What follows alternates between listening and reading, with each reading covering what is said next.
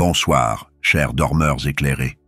Bienvenue dans cette nouvelle aventure d'Hercule Poirot, spécialement conçue pour accompagner vos nuits avec mystère et douceur. Ce soir, plongez dans l'univers feutré des années 1930, où un diamant légendaire disparaît, laissant derrière lui une traînée d'indices aussi brillants qu'étranges. Hercule Poirot, avec sa logique implacable et ses fameuses petites cellules grises, démêlera le vrai du faux, tandis que vous glisserez doucement vers le pays des rêves.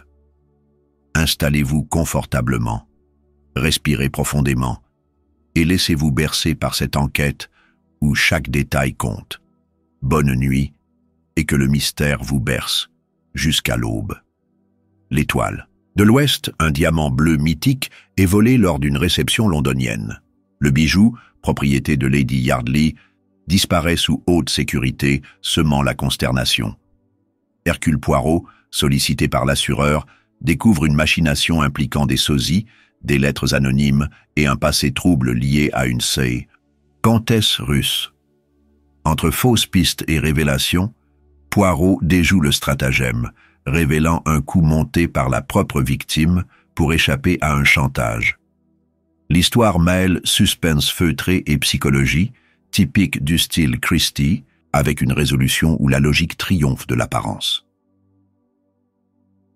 Chapitre 1. La disparition du joyau.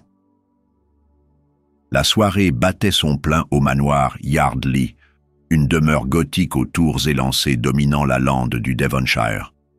Les invités, parés de leurs plus beaux atouts, se pressaient dans le grand salon, lambrissé, où des candélabres en argent diffusaient une lumière dorée. Lady Constance Yardley, égérie de la haute société londonienne, arborait ce soir-là un sourire aussi étincelant que le diamant bleu serti en broche sur sa robe de velours noir, l'étoile de l'Ouest.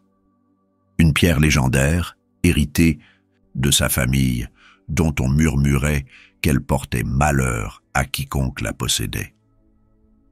Un joyau aussi capricieux que les femmes qui l'ont porté, commenta Miss Mary Marvell, une jeune femme au regard de braise, dont la réputation de séductrice et de voleuse présumée alimentait les conversations depuis son arrivée à Londres. Posté près de la cheminée, Hercule Poirot, invité discret de Lord Yardley, observait la scène avec son habituelle acuité. Ses yeux verts, pétillants d'intelligence, notaient chaque détail, le tremblement imperceptible de la main de Lady Yardley quand elle ajustait son bijou, le regard appuyé de Miss Marvell sur la broche et l'ombre fugace derrière la tenture du balcon, aperçue une seconde à peine. « C'est une pierre remarquable », dit Poirot à Lord Yardley, qui lui avait demandé de surveiller le diamant. « Mais pourquoi ce désir soudain de le montrer au grand jour ? Ma femme est entêtée, » soupira l'aristocrate. « Elle refuse de le vendre, malgré les offres mirobolantes. Je crains qu'un jour... » Il n'acheva pas, mais son regard en disait long. À minuit, l'incident éclata. Un cri déchira le brouhaha des conversations. La broche avait disparu. La panique s'empara de l'assemblée. Lady Yardley, blême, désignait l'écrin vide sur la table d'acajou. « Il était là, il y a 10 minutes !» gémit-elle. La police locale, alertée en hâte, découvrit des éclats de verre répandus sur le tapis, provenant de la vitrine sécurisée. « Un cambriolage audacieux !» marmonna l'inspecteur. Le voleur a forcé la serrure avec une lame fine. Mais Poirot, agenouillé près des débris, fronça les sourcils. « Curieux, très curieux !» murmura-t-il en saisissant un fragment entre ses doigts gantés. « Ce verre est cassé de l'intérieur vers l'extérieur, pas l'inverse. Et regardez, ces entailles, trop nettes pour un outil improvisé. » Il se releva, l'air songeur, et parcourut la pièce du regard. Miss Marvell, adossée à une colonne, affichait un sourire énigmatique. « Vous semblez amusée, mademoiselle, » lui lança-t-il. « Trouvez-vous donc divertissant de voir une dame en détresse ?»« Je songeais simplement, » répondit-elle d'une voix suave, « que certains diamants attirent le malheur, mais d'autres, la cupidité. » Poirot inclina la tête, intrigué. « Ah, vous parlez en connaisseuse. Seriez-vous experte en pierres précieuses? En hommes surtout, monsieur Poirot. Et ceux qui convoitent ce bijou en disent long sur leur propriétaire. » Alors que l'inspecteur s'apprêtait à fouiller le domaine, Poirot retint son geste. « Inutile de chercher dans les jardins, mon ami. Le voleur est encore parmi nous. Et il a laissé une signature bien plus subtile qu'un simple bris de vitre. » Dans un coin de la pièce, Lady Yardley, les mains crispées sur son éventail, évitait son regard. « Dites-moi, milady, » lui demanda Poirot avec douceur, « avez-vous remarqué quelque chose d'inhabituel avant la disparition du joyau? » Un bruit, une ombre. « Je ne sais pas, » balbutia-t-elle. « Peut-être un courant d'air, oui, près de la fenêtre. » Poirot hocha la tête, mais son expression resta grave. Un courant d'air ou une présence. La nuit s'installa, enveloppant le manoir d'un silence pesant. Dans l'ombre des couloirs, une silhouette encapuchonnée glissa jusqu'à la bibliothèque, un objet scintillant niché au creux de sa paume. Chapitre 2. Les suspects en lumière. Le lendemain matin, le manoir Yardley respirait une tension palpable. Les rideaux tirés filtraient une lumière grise, et les domestiques chuchotaient dans les couloirs, évitant soigneusement de croiser le regard de leur maîtresse. Hercule Poirot, assis dans le petit salon bleu, compulsait ses notes, ses doigts tambourinant sur l'accoudoir d'un fauteuil en cuir. « Tout me paraît trop théâtral », murmura-t-il à l'inspecteur Japp, venu en renfort de Scotland Yard. « Un vol orchestré avec précision, mais où chaque détail crie au scandale. Pourquoi tant d'efforts pour attirer l'attention ?» La première à être interrogée fut Miss Mary Marvell. Vêtue d'une robe écarlate, elle entra dans la pièce avec une assurance provocante. « Je suppose que vous allez m'accuser, monsieur Poirot ?» lança-t-elle en s'asseyant sans y être invitée. « Après tout, une aventurière comme moi ne saurait résister à un diamant maudit. »« Vous êtes perspicace, mademoiselle, » répliqua Poirot impassible. « Mais dites-moi, pourquoi auriez-vous laissé ce verre brisé si parfaitement disposé? Une voleuse de votre talent aurait effacé toute trace. » Elle éclata de rire, un son cristallin qui résonna entre les murs. « Peut-être voulais-je être certaine que vous seriez impliqué, monsieur. Votre réputation n'est-elle pas aussi brillante que l'étoile elle-même ?» Poirot inclina la tête, amusé malgré lui. « Touché, mademoiselle. Mais permettez-moi de douter de votre sincérité. Hier soir, vous avez dit à Lady Yardley « Les malédictions finissent toujours par rattraper leur propriétaire. » Était-ce une mise en garde ou une promesse? Le sourire de Miss Marvell se figea. Simple constatation, je vous assure. Le majordome James fut le suivant. Un homme sec aux cheveux poivre et sel, dont les mains tremblèrent légèrement en servant le thé. « Je n'ai rien vu, monsieur, » répéta-t-il pour la troisième fois. Mais Lady Yardley semblait nerveuse ces derniers jours. Elle recevait des lettres qu'elle brûlait dans la cheminée. « Des lettres ?» releva Poirot. « De qui? Je l'ignore, monsieur, mais hier matin j'ai entendu sa seigneurie crier « Je ne permettrai pas qu'on me manipule ».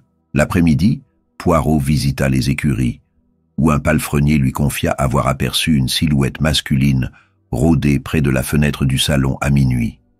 Grand, avec une cicatrice sur la joue gauche, précisa-t-il. Mais il a disparu. Quand les lumières se sont allumées. Curieux, marmonna Poirot.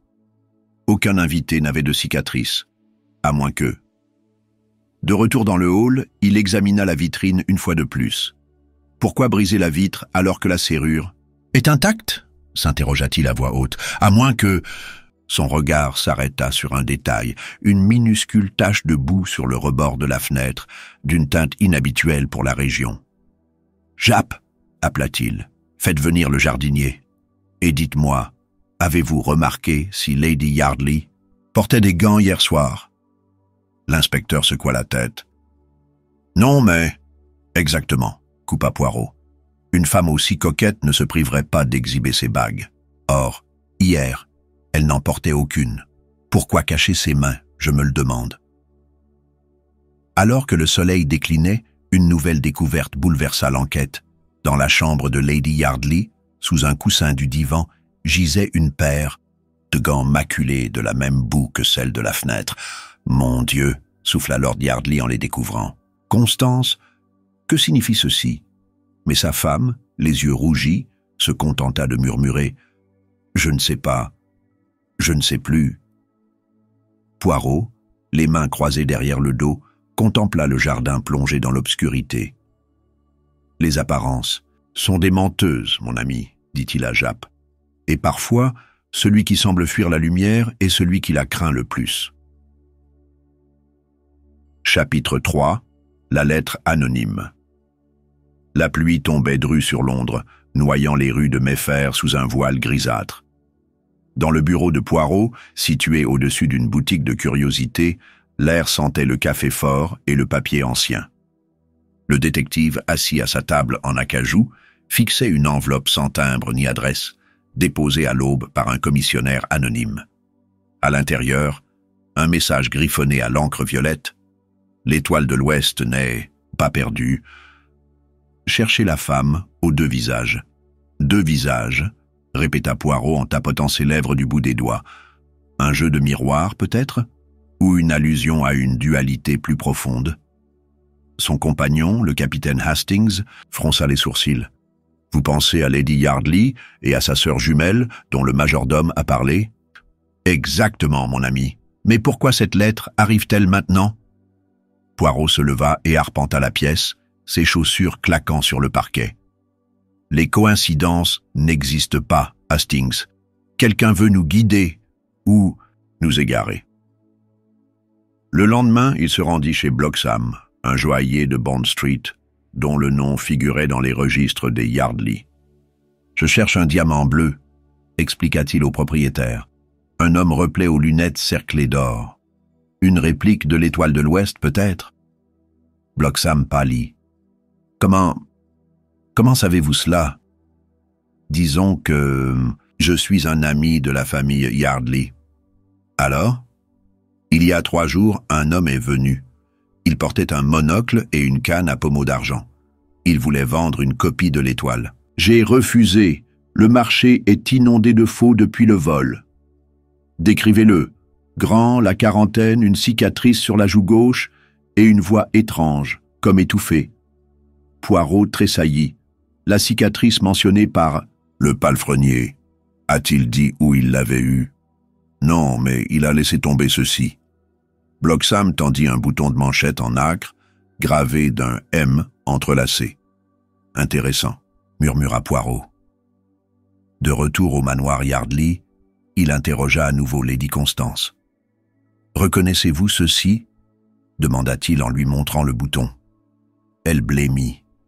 « C'est impossible.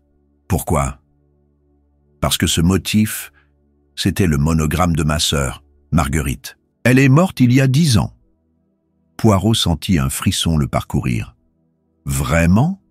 Et où est-elle enterrée? En Italie, à Venise, notre famille y possède un caveau. Je vois. Poirot se tourna vers Hastings. Préparez nos valises, mon ami. Nous partons pour Venise. Le soir même, alors qu'il traversait la lagune en vaporetto, Poirot méditait. Imaginez, Hastings, 2 sœurs jumelles, l'une élevée dans la richesse, l'autre cachée après un scandale. Une substitution peut-être. Et si l'étoile n'avait jamais appartenu à Lady Yardley, mais à son double? À Venise, ils se rendirent au Palazzo des Yardley, un bâtiment décrépit sur le Grand Canal. Le gardien, un vieil homme aux mains noueuses, les accueillit avec méfiance. « La signorina Marguerite est partie il y a des années, grogna-t-il. Mais, attendez. » Il fouilla dans un tiroir et en sortit une lettre jaunie. « Elle m'a laissé ceci pour sa sœur. Je ne sais pas lire, mais le cachet est anglais. » Poirot la parcourut, les yeux écarquillés. « Mon Dieu, Hastings, écoutez, Constance, je t'ai vu avec lui hier. L'étoile est à moi autant qu'à toi. Si tu ne me la rends pas, je révélerai tout. Donc Marguerite est vivante, s'exclama Hastings. Et elle a conspiré pour reprendre ce qu'elle considère comme sien, compléta Poirot. Le vol n'était qu'une mise en scène pour masquer un échange bien plus ancien. Alors qu'ils quittèrent le palazzo, une silhouette encapuchonnée les observa depuis un ponton, un diamant bleu scintillant dans sa main gantée. Chapitre 4. Le piège de la réplique. Venise s'éveillait sous un ciel de plomb, ses canaux embrumés reflétant les silhouettes décharnées des palais. Poirot et Hastings, enveloppés dans des manteaux contre l'humidité automnale, remontèrent le grand canal à bord d'une gondole brinque-ballante. Le détective, les yeux mi-clos, respirait l'air saturé d'iode et de mystère. « Cette ville, murmura-t-il, est un labyrinthe où le passé et le présent se confondent, tout comme dans cette affaire. » Le palazzo Yardley, rongé par le salpêtre, se dressait devant eux, ses fenêtres à moitié condamnées.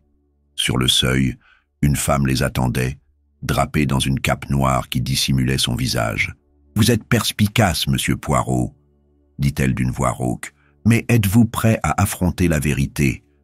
Elle se retourna, révélant des traits identiques à ceux de Lady Constance, mais marqués par des années de rancœur. « Marguerite Yardley !» souffla Hastings. « En personne, » répliqua-t-elle. « Et je suppose que vous savez pourquoi vous êtes ici. » Poirot inclina la tête. « L'étoile de l'Ouest vous appartient de droit, n'est-ce pas? Votre sœur vous l'a volée il y a 20 ans, lors de votre disparition. » Marguerite éclata d'un rire amer. « Volée? Non. Elle m'a rayé de la famille pour épouser un homme que je aimais. Le diamant n'était qu'un pion dans sa vengeance. Elle les conduisit dans une salle voûtée, où un portrait des deux sœurs, enfant, trônait au-dessus de la cheminée. « Regardez-nous, » dit-elle en désignant la toile. « Deux visages, un seul destin. Constance à tout prix, le titre, la fortune et l'étoile. »« Alors vous avez organisé le vol pour la lui reprendre ?» demanda Poirot. « Je l'ai supplié de me la rendre. Elle a refusé. Alors j'ai joué son jeu et j'ai fait fabriquer une réplique. Mais pourquoi laisser croire à un cambriolage ?» insista Hastings. « Pour la punir, » répondit Marguerite, les yeux étincelants. Elle a vécu dans le mensonge pendant des années. C'était mon tour de lui montrer à quel point le monde est illusoire. Poirot, songeur, examina le portrait. Et le bouton de manchette trouvé à Londres. « Un cadeau de l'homme que nous aimions toutes deux, » avoua-t-elle, la voix brisée. « Celui qui a tout déclenché. » Alors qu'il quittait la pièce, un bruit de pas résonna dans l'escalier. Marguerite se figea. « Il est ici, » chuchota-t-elle, « celui qui a tenté de vendre la copie à Bloxham. » Poirot s'avança dans le couloir où une silhouette masculine disparaissait derrière un rideau. « Attendez !» cria-t-il. Trop tard. L'homme sauta dans un bateau et s'évanouit dans la brume. Sur le sol, il avait laissé un médaillon, ouvert, contenant une miniature de Lady Constance. « Curieux !» murmura Poirot en le ramassant. « Ce visage, il est identique à celui de Marguerite. Mais pourquoi garder un tel souvenir ?» De retour à Londres, l'affaire prit une tournure inattendue. Lady Constance, effondrée, avoua à Poirot avoir substitué l'étoile à sa sœur, enfant, par jalousie. Elle avait tout, la beauté, l'audace. Je ne voulais pas qu'elle ait aussi le diamant. Mais vous avez gardé le silence pendant des années, nota Poirot. Pourquoi parler maintenant? Parce que l'original a disparu de ma banque, gémit-elle, et je crains que Marguerite ne soit mêlée à un complot plus grand. Le détective, perplexe, relut la lettre anonyme. Cherchez la femme aux deux visages. Et si ce n'était ni vous ni votre sœur, mais quelqu'un d'autre? Cette nuit-là, alors qu'il méditait devant la Tamise, un messager lui remit un colis. À l'intérieur, une réplique parfaite de l'étoile accompagnée d'un mot. « Le jeu n'est pas terminé, monsieur Poirot. Cherchez mieux. » Décidément, soupira-t-il, cette affaire est une maison de miroirs, et chaque reflet cache un mensonge. Chapitre 5. Les jumeaux de Venise. Londres, sous un crachin persistant, semblait enveloppé de secrets. Dans le bureau de Poirot, les rideaux tirés étouffaient le bruit de la rue, tandis que le détective examinait la réplique de l'étoile sous une loupe. « Fascinant », murmura-t-il, Cette copie est si parfaite qu'elle en devient suspecte. Qui possède un tel talent, à part un joaillier de génie ou un faussaire chevronné? Hastings, assis en face de lui, secoua la tête. Vous croyez que Marguerite a un complice? Pas seulement. Regardez ces gravures microscopiques sous la monture. Elles forment un V. Venise, peut-être? Une visite inattendue interrompit ses réflexions. Miss Mary Marvell, plus énigmatique que jamais, vêtue d'un manteau de fourrure noire. « Je sais qui a l'original, » annonça-t-elle sans préambule, « mais je veux une garantie. L'immunité pour certaines actions passées. »« Intéressant, » répliqua Poirot, impassible. « Et que voulez-vous en échange? » Le nom d'un homme, le comte Vladimir Orlov. Un Russe exilé qui collectionne les joyaux et les scandales. Poirot, très silent. Le comte Orlov, ancien amant des sœurs Yardley, avait disparu de la scène londonienne 10 ans plus tôt. Pourquoi vous intéresser à lui? Parce qu'il a offert une fortune pour l'Étoile, et qu'il porte un monocle, avec une cicatrice, sur la joue gauche. Hastings bondit. C'est l'homme du palazzo. Précisément, approuva Poirot. Mais pourquoi Orlov voudrait-il le diamant maintenant? Miss Marvell esquissa un sourire. Peut-être pour réparer une injustice. Il aimait Marguerite, vous savez.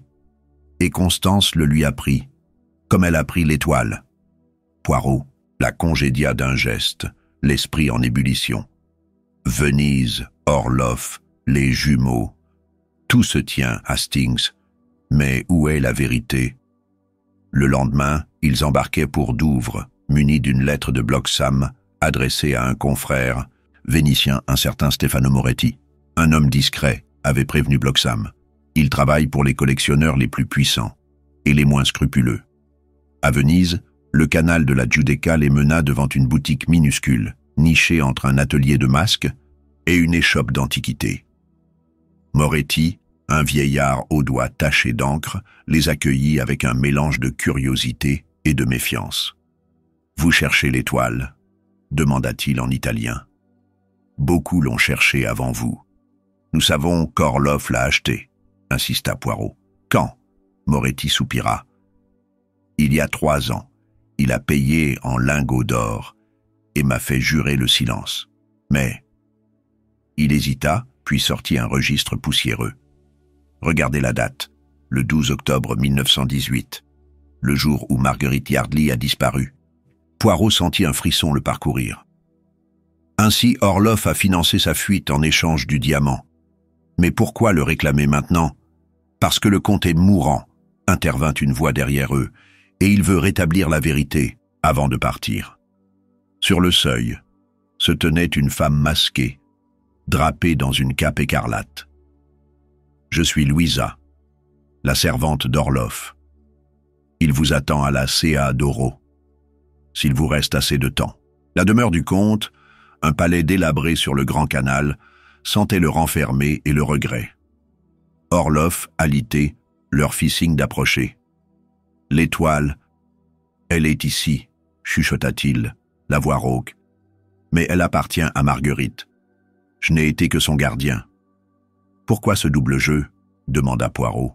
« Par amour, » répondit le comte, un éclat de lucidité dans les yeux. « Constance a tout détruit. Notre amour, la vie de Marguerite. J'ai juré de lui rendre justice. » Il tendit une clé en argent. Le diamant est dans le coffre de la banque Rizzoli.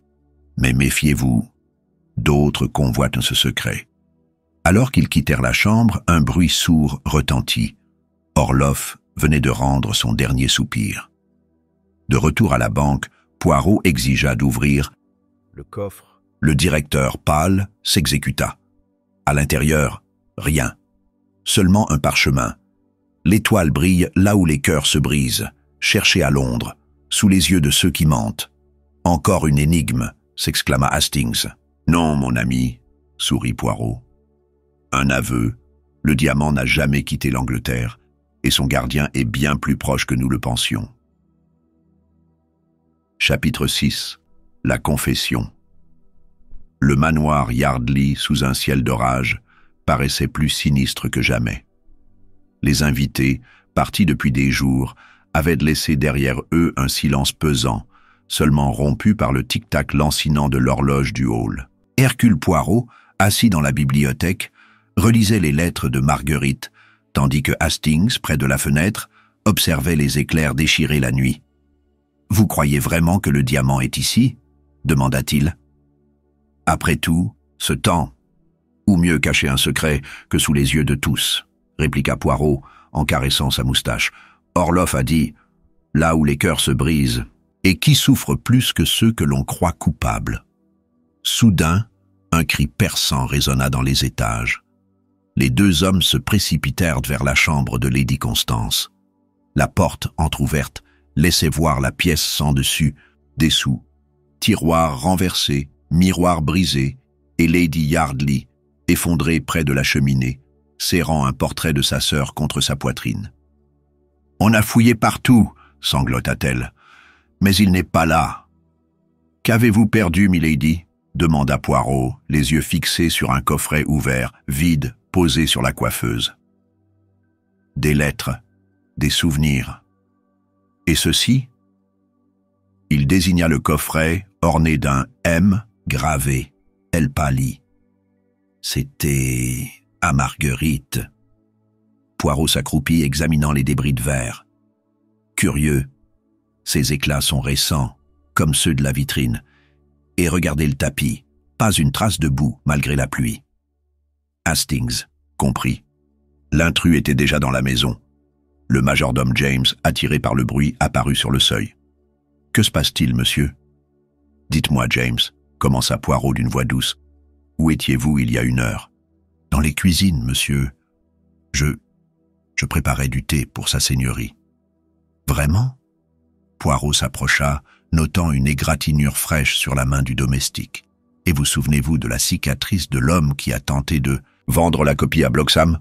James recula, livide. « Je ne sais rien. »« Allons, James, » insista Poirot. « Vous avez servi de lien entre Marguerite et Orloff, n'est-ce pas? Le bouton de manchette, les lettres, vous étiez leur messager. Et hier soir, vous avez fouillé cette chambre pour retrouver l'étoile. Mais vous avez échoué. Le majordome s'effondra, terrassé par le remords.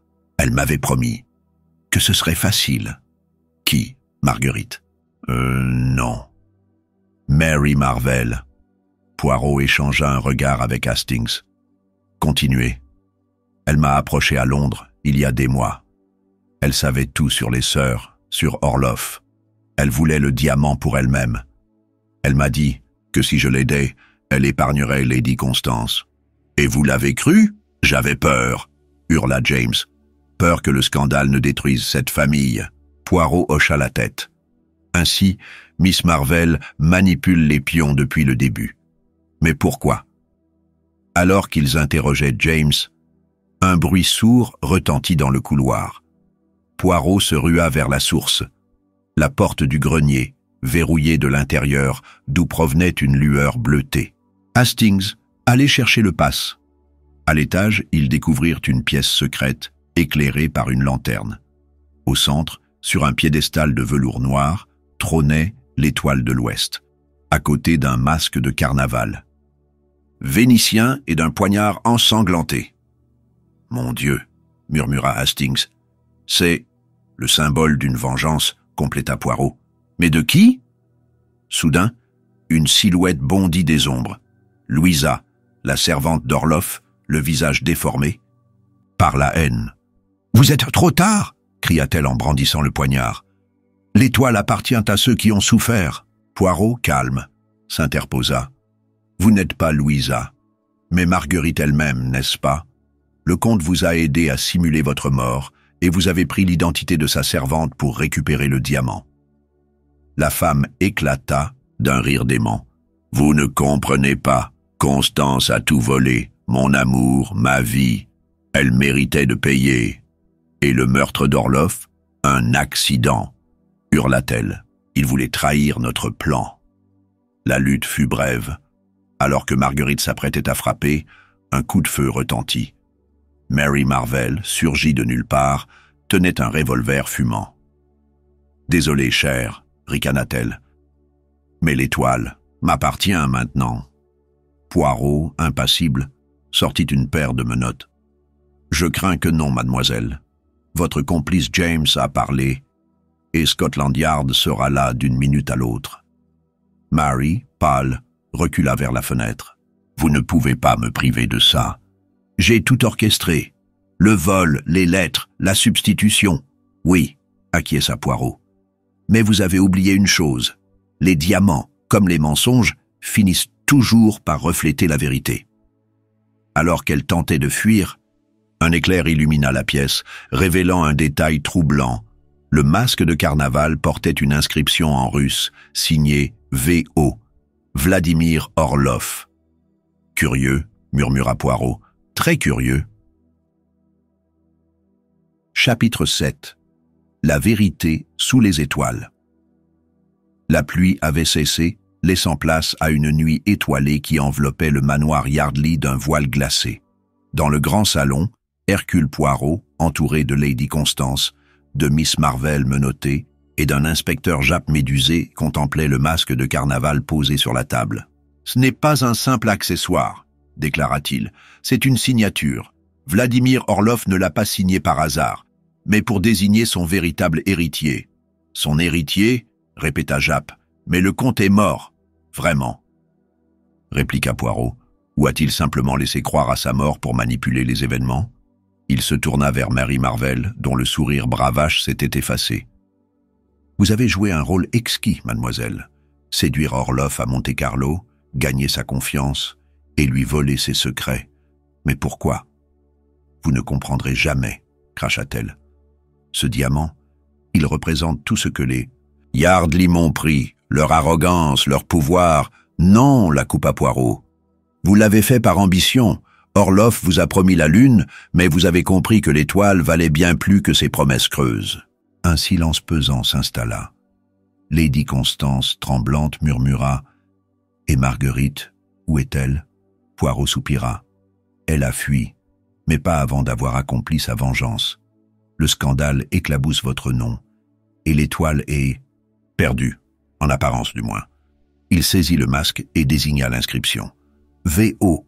Vladimir Orlov, mais aussi Venise obscure. Le comte n'est pas mort, il a orchestré cette mascarade pour punir les Yardley. Et vous, Mary, étiez son instrument parfait. »« Mensonge !» hurla-t-elle. « Il m'a trahi. Non, vous l'avez trahi en voulant garder le diamant pour vous. Mais Orlov a prévu chaque détail. La copie, le coffre vide, le message final. Il voulait que l'étoile disparaisse pour que les Yardley paient enfin leur crime. » Hastings, perplexe, intervint. « Mais où est l'original ?»« Là où il a toujours été, » répondit Poirot en ouvrant le coffret à bijoux de Lady Constance. « Sous nos yeux. » À l'intérieur, niché parmi des breloques sans valeur, brillait l'étoile de l'Ouest. « Un tour de passe-passe classique, » expliqua Poirot. « Tandis que nous cherchions un trésor, le véritable était dissimulé dans l'écrin le plus évident. Une leçon d'humilité pour une famille trop orgueilleuse. » Lady Constance, en larmes, saisit le diamant. « Je le rendrai à Marguerite, c'était sa promesse. »« Il est trop tard, » dit Poirot doucement. « Marguerite ne veut plus de ce symbole de malheur. Elle a choisi la liberté. Grâce à vous, Mary. » La voleuse, abattue, baissa les yeux. « Je n'ai fait qu'obéir à ma haine. »« Et à votre cupidité, » ajouta Poirot. « Mais cette histoire n'est pas terminée.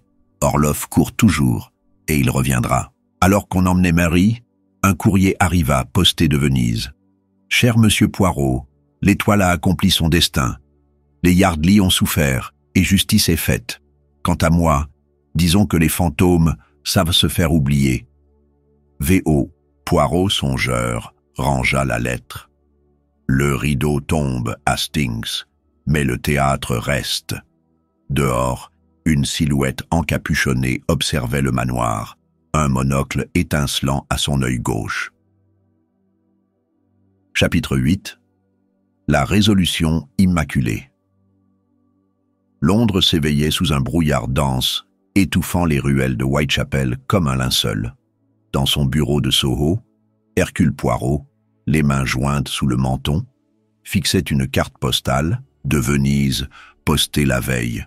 Au dos, une simple phrase « Les étoiles ne meurent pas. Elles se cachent. Orloff est vivant », murmura-t-il à Hastings, et il n'a pas renoncé. L'inspecteur Japp, assis en face d'eux, secoua la tête. « Nous avons fouillé chaque recoin de la Tamise. Rien. Cet homme est un fantôme. »« Non, mon ami, » répliqua Poirot. « Un fantôme ne laisse pas de traces. Orloff, si. » Il désigna un article du Times épinglé au mur. Le diamant bleu d'une comtesse russe retrouvée dans un hôtel de Trieste. Trieste, à mi-chemin entre Venise et la frontière yougoslave, nota Hastings. Pourquoi là-bas? Parce que c'est un port, répondit Poirot, et qu'Orloff n'a jamais agi seul. Une lettre arriva soudain, portant le sceau de la famille Yardley. Lady Constance, d'une écriture tremblante, suppliait Poirot de la rejoindre à Douvres. Marguerite est ici. Elle dit avoir des révélations, et l'étoile n'est plus en sécurité. À leur arrivée, le manoir des Yardley, isolé sur les falaises, semblait désert. Seul un feu mourant dans la cheminée indiquait une présence. « Constance » appela Poirot. « Marguerite » une voix répondit depuis la bibliothèque. « Vous êtes venu, monsieur Poirot.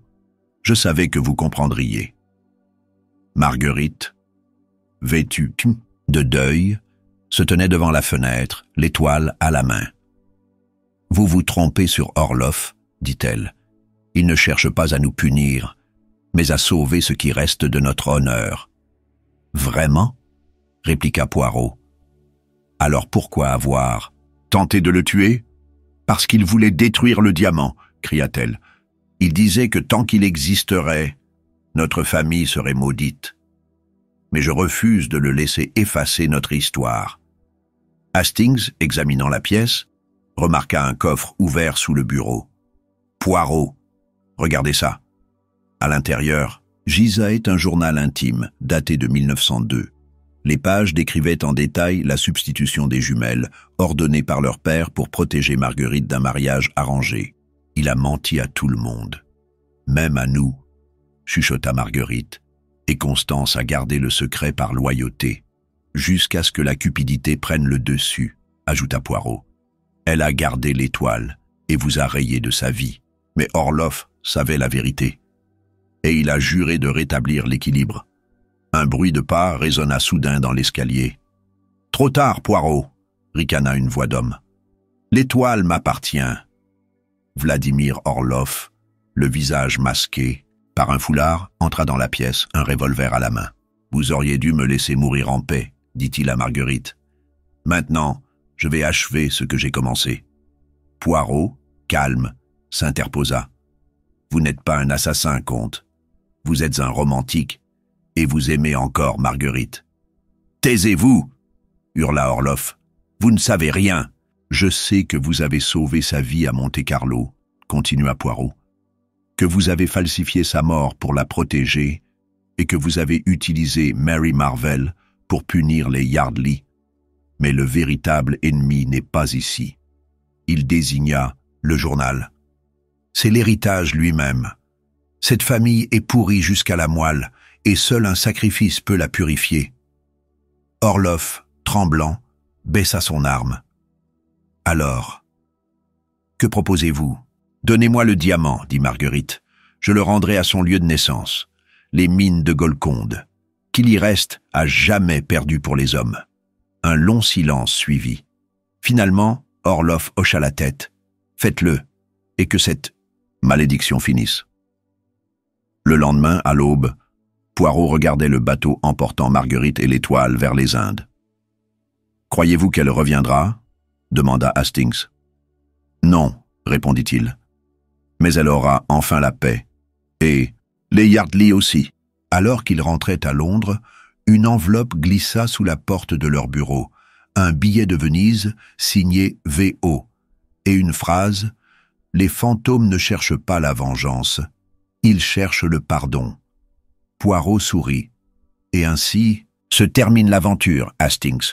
Une étoile éteinte, et deux cœurs brisés qui retrouvent enfin le repos. » Chers insomniaques et amateurs de mystère, nous voici arrivés au terme de cette aventure étincelante. Et pourtant, comme le diamant maudit de Lady Yardley, certaines énigmes laissent une trace indélébile. Hercule Poirot, avec sa logique implacable, nous aura une fois de plus rappelé que la vérité, aussi complexe soit-elle, finit toujours par refléter la lumière. Mais peut-on vraiment parler de fin? Car si l'étoile de l'Ouest repose désormais en paix, que dire des cœurs brisés, des mensonges disséminés comme autant de miettes dans l'ombre? Peut-être est-ce là le génie d'Agatha Christie, nous laisser avec plus de questions que de réponses, et l'envie irrésistible de plonger dans une nouvelle intrigue. Si cette histoire vous a tenu éveillé, bercé vos rêves ou fait battre votre cœur un peu plus vite, n'oubliez pas de vous abonner à Voyage dans l'inconnu. Une autre énigme vous y attend, chaque soir, pour transformer vos nuits en voyages extraordinaires. Et qui sait, peut-être croiserez-vous, un jour de brouillard, un détective belge à la moustache parfaite, ou une étoile bleue scintillant dans l'obscurité. D'ici là, dormez bien et gardez l'œil ouvert. Bonne nuit.